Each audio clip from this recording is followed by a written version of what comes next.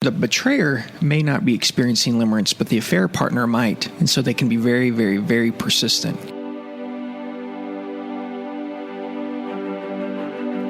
You're listening to Healing Broken Trust podcast with affair recovery experts Brad and Morgan Robinson.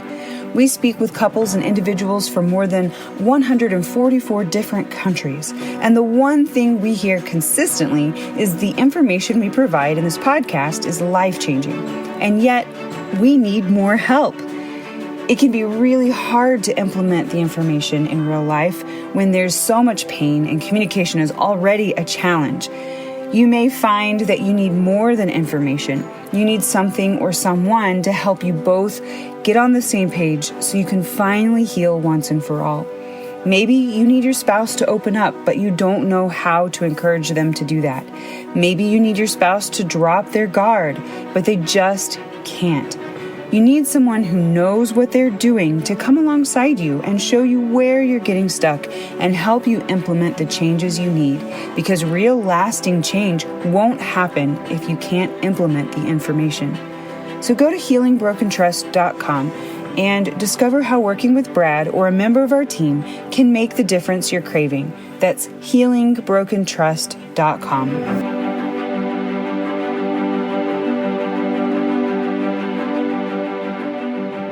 We're going to talk about how to move past and get rid of the feelings that you have for that affair partner, right, Brad? Yeah, really how to fall out of love. Okay. And this is important. Many times, not every affair is a limerent affair. Mm-hmm. Not every affair has this component to it, but when it does, it is very, very, very, very difficult to break. Okay. And so if you've been listening to this show and you know somebody who's gone through an affair, or they're currently struggling with an affair, I would encourage you to tell them to listen to this show. Okay. Now, will you remind us of what is limerence, just for the audience who hasn't heard? Yeah. Limerence, again, that is a feeling of infatuation, love sickness, romantic love, obsessive love, love addiction. Mm-hmm. And limerence is the name that was given by psychologists that fits that description. Yeah, because the English language really doesn't have, like the Greek language, where there's eros and multiple words different types for language, for love. Love is kind of a very inclusive word. Mm-hmm. And so we talk about we fell out of love, and then you talk about love as a choice, different things like that. It can get a little confusing. But with limerence is very addictive, and it grows in stages. At the beginning of an affair, when this is occurring and when it's just starting, the betrayer is content to see the affair partner every now and then. But as that addiction escalates, as that romantic love or infatuation or obsessive love escalates, they feel like they have more and more of a need for their drug. And so as this addiction grows, the need to be with their affair partner more and more until it develops into a craving, and eventually they feel like they cannot live without their affair partner. Wow, yeah. And we talked about that type of affair where, and we see this often, that limerent affair, this type of affair where even after the affair is made known and people can start marriage counseling, they will still be involved in the affair, and they haven't ended it yet. And I frequently see that where people will come in after they've had an affair discovered and they've worked on it, and the spouse thinks it's okay. It's, nothing's wrong there. The betrayer may not be experiencing limerence, but the affair partner might. And so they can be very, very, very persistent. Oh, yes. And keep it moving and draw that person back in. With this, we've got different ideas, and we're not going to be able to get through all this today, but we have different ways where limerence can be broken. You can fall out of love with somebody. And so this is really important, because this is where, with limerence, that addictive romantic feeling, as it grows more and more, the betrayer is more likely that they're going to want to be out of the marriage and be with their affair partner. And because of that, there's a much greater potential for relapse, where this person will go back to the affair partner, much like a drug addict would. And so what we're going to talk about today, Morgan, is how to fall out of love, how to end this love obsession. Yeah, definitely. That's very important. Mm-hmm. Definitely important. So these things that we've written, we actually have this on paper as well, but they're not suggestions. If you're serious about rebuilding the marriage, you need to follow what we're talking about here. Mm-hmm. So remember, this addiction, it can be ended. It just takes determination and time. Right, Brad? Yeah. And the best method, all of these are really coming from the starvation point of view. We talked about how to end limerence last time a little bit, how limerence ends whenever that love is returned back. You find that person loving you back. It can end that way. And it can also be transferred from one person to another. But this is how to get out of it completely, how to just stop it. And so it can go from one affair partner to the other affair partner. Oh, so limerence can be transferred. Mm-hmm. Those feelings can be transferred from one love object, is what we've called them, to another love object. Mm-hmm. And it's rarely the spouse where it's transferred to them. Interesting. I wonder why. That's interesting. That's rarely is it the spouse. And in a large part of that, I believe, is because people are looking. Spouse is reality. You're raising children together, you're paying bills together, you know this person. There's not really a whole lot of newness to it. In an affair, everything's new. And because it's new, it's exciting, it's different, and that's the environment that limerence can grow in. Interesting. Not that you can't have romantic feelings with your spouse, because you can, and that's something we're going to get into a couple weeks, is how to have romantic love with your spouse. But limerence isn't something that you typically have. You may have it in the beginning of a relationship, and so people don't transfer it to their spouse. Thank you for listening today. You're listening to Marriage Solutions. We help couples and individuals with relationship issues. And we have 12 points here, right, Brad? Yeah. 12 things that we need to talk about. Yeah, and the first is, to get out of this, is you need to remove all evidence of the affair partner. Throw out any cards, letters, delete them off of social networking websites like Facebook, LinkedIn, Twitter, other websites out there. Get rid of them. You do not want to be reminded of this person and see them. It's only going to make this grow. Yeah. So you want to starve yourself. Get rid of any evidence of this person. Okay. That's the number one thing. And let me say this. Prepare yourself. You're going to go through a grieving process because you're losing somebody out of your life. Yeah. And people don't grieve what they're not losing. So if you see your spouse grieving this, you know they're probably ending it or it's done. And it's very much like an addiction. I mean, when cocaine or any kind of major addiction, they have to go through that withdrawal period. It's just normal. So very much like that, right, Brad? Yeah. The best thing is remove everything, get them out of your life. We talked about cutting them out. Get them out of your life. You have to cut them out. 100%. Yep. The second one here, don't call or write under any circumstance. If you see them at work or on the street, you need to depart immediately. Run. We've worked with couples where the briefest contact with that affair partner can fire up the brain chemicals associated with the romantic love, and you'll be very close to having a relapse. So it's just very, very much like that chemical high. You can't even look at it without having issues. Yeah, exactly. Basically what this is starvation again. This is, if you call or write them, you talk to them, you communicate with them, you're going to find yourself, I miss them. I want to be with them. And this is something we commonly see in our offices is people will come in, the affair was over. It was discovered in October, and it was over in October, but then it really wasn't over. They thought it was over. They did marriage counseling, and then in July, boom, here you go. The affair wasn't over. It maybe ended briefly, but somebody contacted because they missed them. The affair partner either contacted them or the betrayer contacted them, and they got back into that love addiction again. What the limerent affair is like is they mull over it and they think on that person, and it's kind of all in their mind until that person comes and maybe responds and returns that affection or opens the door. Yeah, we've worked with couples where just any contact with the affair partner, it triggers them into having a limerent affair again. They're right back in it, and they want out of the marriage again.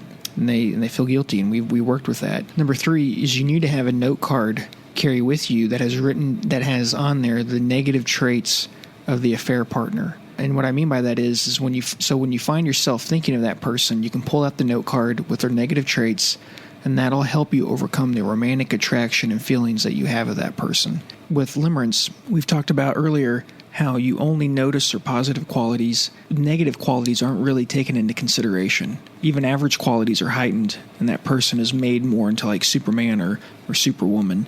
And they're made more into a kind of an idol or an object. So if you think about their negative qualities, the things about that person that you don't like, that will help you in this. I bet it would help too to write on that same card reasons for staying with your spouse, reasons for not letting your mind wander into that minefield. That would be helpful.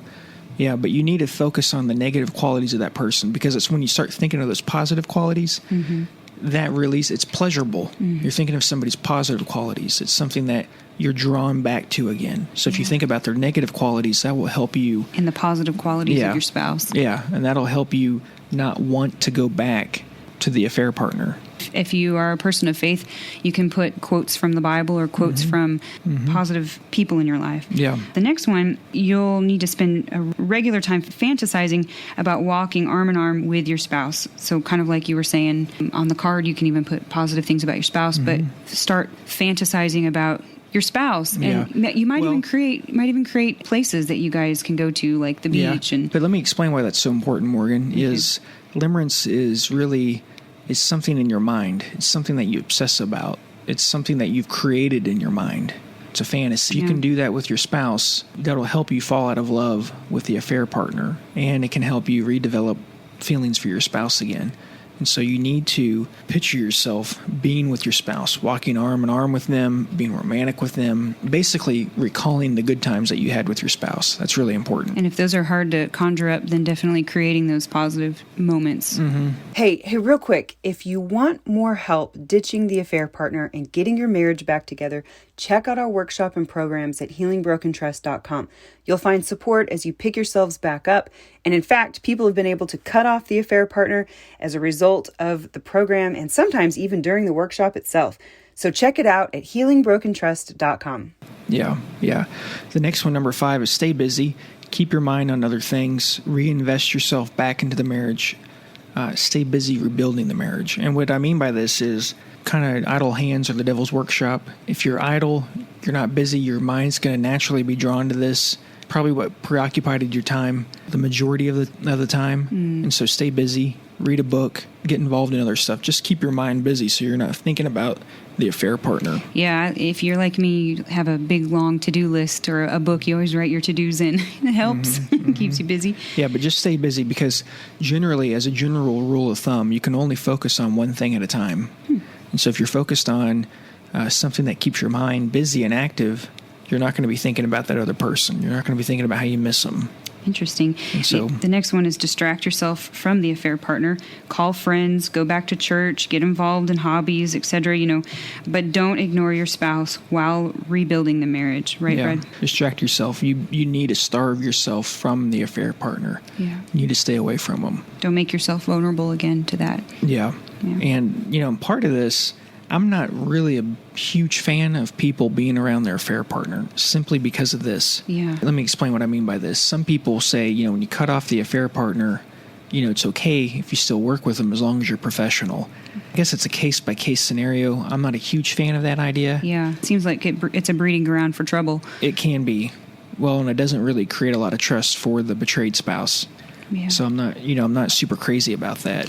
Number 7 is start exercising. Any kind of physical exercise will make you feel better, especially physically strenuous exercise. It's known to drive up levels of serotonin, endorphin, and dopamine in the brain, giving you feelings of euphoria and calmness. Yeah, that totally makes sense. And here's why this is important, especially in understanding love sickness, limerence, what we've been talking about, obsessive love, is there's dopamine when you have that. There's euphoria when you have that. Exercise is a way to replace that. Yeah, and it's positive. It's very healthy. Yeah, and it's not just, it has to be strenuous exercise because it'll drive up those levels of serotonin, endorphins, dopamine, and it'll give you that feeling of, it's a way to replace what you have been getting and no longer are getting. So you need to do some strenuous exercise. To go along with that, you can have a proper diet. Avoid foods that will harm your body, especially avoid sweets. Yeah. And tell them about that. Yeah, Morgan, why this is important is, this is really important because usually people who get trapped in limerence, love sickness, obsessive love, there tends to be an underlying current of depression or sadness there. Yeah. And exercise helps you get out of that sadness. Yeah, definitely. It can help. It's one way. Having a proper diet's another way. And a lot of times what we eat, the foods we eat, it can actually lead us into feeling sad and blue. And so we need to really try to do anything that causes, avoid things that make you sad. This is important because when you feel sad, you're going to want to go back to that affair partner. Yeah, and if you're not sure about a proper diet for you, definitely contact a nutritionist or your doctor, even, because it's important. We're not a nutritionist. That is, we don't have details for you on that, but definitely contact your doctor and get that information. That's important. Just having a proper diet, and especially avoiding sweets, because you'll feel blue again.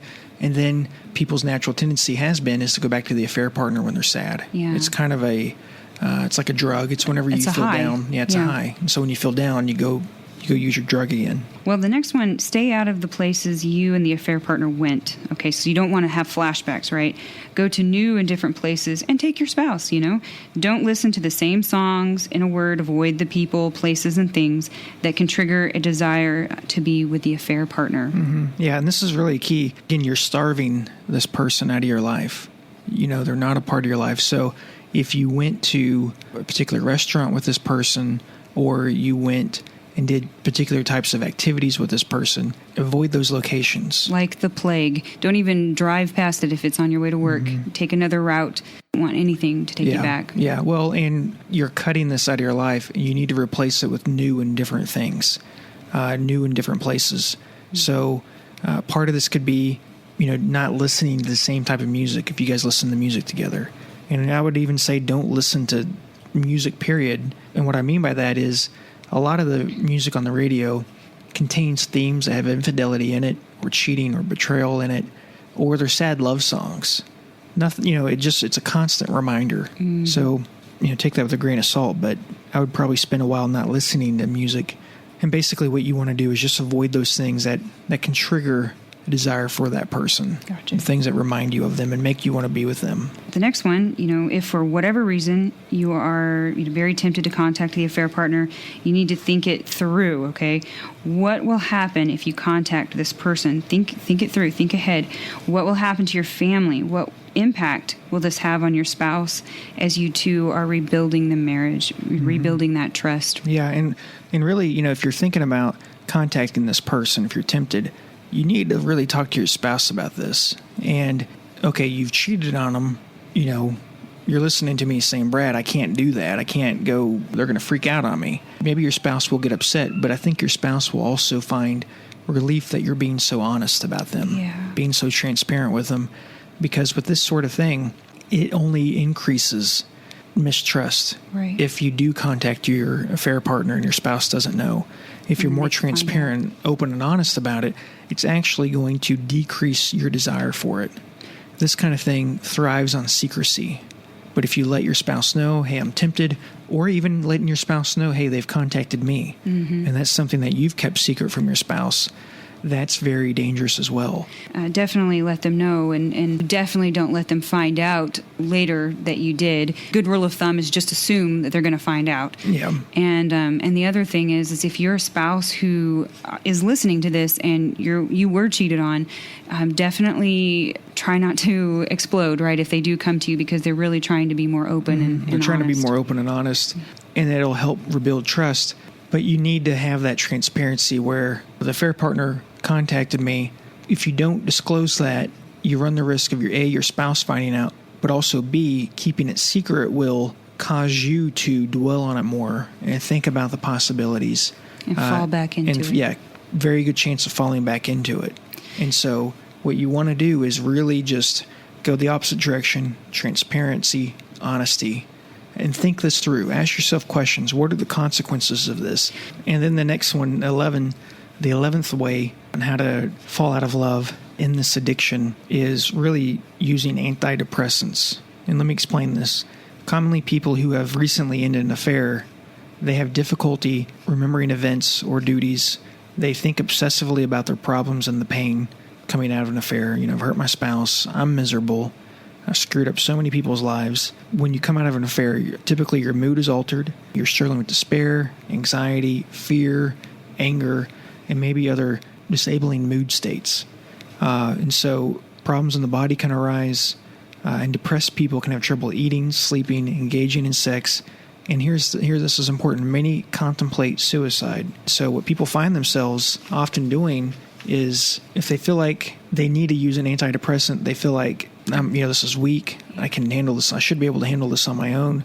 But if you do, and obviously medications have side effects, and they're not necessarily a magic bullet for dealing with depression, but what they promise is better than going back to the affair partner or contemplating suicide or getting stuck and being miserable and being unhappy and wallowing in guilt and shame. And so antidepressants can be helpful with this. And here's the important thing, Morgan, that people need to understand is when people are depressed, they want to do things that relieve that depression. Right. And in this scenario, the easiest thing to do is not exercise or eat right, because when you're depressed, you lack total motivation. Right. Your spouse usually describes you as lazy when you're depressed, especially when you've been depressed for long periods of time. But what needs to happen, is exercising and things like that. But when people are depressed and they've just come out of a limerent affair, they're more likely to relapse if they don't get the right help. If you don't do these starvation methods, and one of those methods is antidepressants. Consider that. Talk over with your family doctor. Consider that. But it is something that would be very, very, very, very important to look at, because you hit a wall of depression. What's pulled you out of that in the past has been the affair partner and this affair. It's been a roller coaster. It's been not just, really hasn't been a roller coaster. It's been a mountaintop experience where you feel great, you feel wonderful, and then you come crashing down. When your spouse finds out, you see how the kids are hurting because you and your wife or husband are fighting. You see how people are affected by this, and you feel shame and guilt. Many times you're looking for things to help you deal with this. Commonly, unfortunately, too much of the time, people go back to the affair partner. And it's not that they go back to them for good, because eventually they choose their wife or their spouse. Typically they do. Many, many times they do. But that you can avoid all this more heartache, and it's going to be tougher to rebuild. You can avoid all that if you just take care of it now. And so that's really important. And this last one here, nothing beats your romantic feelings you had with the affair partner, like creating that kind of romantic love with your spouse. Nothing beats it than having a good romantic relationship with your spouse, right, Brad? Yeah. The best thing that you can do is start creating that kind of romantic love with your spouse. And we're going to get into that. But basically how you do that is do new and different things with your spouse. That'll help you rebuild that. As we talk about this is important for people to know. It is possible to fall out of love with the affair partner if you want to. Just like falling in love, it's a learned emotional process. Falling out of love is something that has to be learned, requires some effort, and takes some time. But it can be done. Definitely. It doesn't have to be a super long, grueling experience. It can be something that happens in a matter of weeks or even a month. It depends on how you do it. And these aren't starvation methods. These are thought methods on how to stop thinking about an affair partner, how to stop that obsessiveness, how to stop creating that emotional response to those thoughts. But it's from a different school of psychology. It's from more of a cognitive behavioral view, changing our thoughts and changing our behaviors. And it'll really help you with that starvation period, because I think they're going to help each other. If you're starving, this is a way to help yourself starve off. Yeah, and both approaches are the best. Behavioral psychologists claim that after about using these techniques, anywhere from 7 to 30 days, you can fall out of love with the affair partner. Interesting. I want to jump into this, but let me give a little bit of word on this. This is about losing romantic feelings for the affair partner, not hating a person. Yeah. And so we're not condoning hatred. We're trying to help you fall out of love with a person, not hate a person. Right. That's very important. And so I wanted that to be a clear distinction. Yeah. Somebody one time said, these sounds like you're telling us to hate a person, and we're not. And I'll just explain the background behind these. This is based on the cognitive behavioral school of psychology. And with limerence, what's happening is we're uprooting thoughts before they have a chance to grow, before they have a chance to take root in our mind. And as the Bible says, as a man thinks in his heart, so is he. And so what we're doing is we're changing the thoughts so we can change how our heart feels about a person, and how we can, when we'll be different, we'll see ourselves differently as well. Yeah, we're running away from these totally destructive patterns and habits. And what we want to do is, this is about empowering people who've gone through this, because if you've gone through this, you know how difficult this is. If you've had an limerent affair on falling out of love with a person, there's almost an addictive quality that people have to that person. And so what we want to do is empower you. So let's go ahead and jump in here, Morgan. Okay. Cognitive behavioral psychologists would say that falling in love is a learned emotional process. So falling out of love is something that has to be learned. Interesting. Requires some effort. It takes a little bit of time. 7 to 30 days is what they say. Here is the first one. It is thought replacement. thought replacement is a common technique in cognitive behavioral therapy. Thought replacement is the most powerful method for falling out of love. It involves training certain thoughts to stay away and learning to encourage destructive thoughts. And here's what I mean by this. With this thought replacement method, what we do is I encourage individuals to make a list of positive items, events, places, and situations that don't involve the affair partner. In the first instant the affair partner comes to the betrayer's mind, the individual yells stop, and they immediately think about something from that list. And so repeating this practice and keeping track of progress will help the affair partner train themselves to gradually decrease instances of thinking about the affair partner. And again, this follows that idea of these thoughts can be rooted in our mind, and once we grow and we start obsessing about this person and start kind of just our mind starts cranking and daydreaming and thinking about this person, then the limerence is growing again. Once we notice ourselves going down this path, we can say, stop it, I'm not going to do this, stop it, and have you predetermined list of things that you're going to choose to think about. You can have this on a note card. So we can run away from those destructive thoughts. Yeah, and you've got to replace these thoughts. This is a thought replacement method. You're stopping yourself from thinking about the affair partner, what has happened, what they've said, or something that's occurred between you two, and you're choosing, and you have something already chosen beforehand. It can be scripture verses. It can be saying to yourself, this is a trap. I refuse to fall into this. My family is more important than this feeling, this fleeting feeling. Yeah. I want my spouse more than anything. It could be just have something predetermined that you're telling yourself, because here's why this is important, Morgan. We can only focus on one thing at a time. And so our brain, we can only really genuinely focus, concentrate intensely on one thing at a time. Meditate on one thing. Yeah. We might have several thoughts a minute about something, but if we're deliberately thinking about something, we only can have one, train of thought in our mind at a time. And so what we want to do is just take the thoughts about the affair partner and replace that with something different, something more noble, something more pure, something more wholesome, but have it predetermined and have it written down beforehand what you're going to do. So when this happens, you can say something to yourself. That kind of, and it's just like it becomes a reflex. Yeah. It's like, and you say it over and over and over. Even that's very effective. You say it over and over, and eventually it becomes part of your new thought process. And you say it out loud. Yeah, new reality. Yeah, it becomes a new reality, and so you start losing feelings for that person.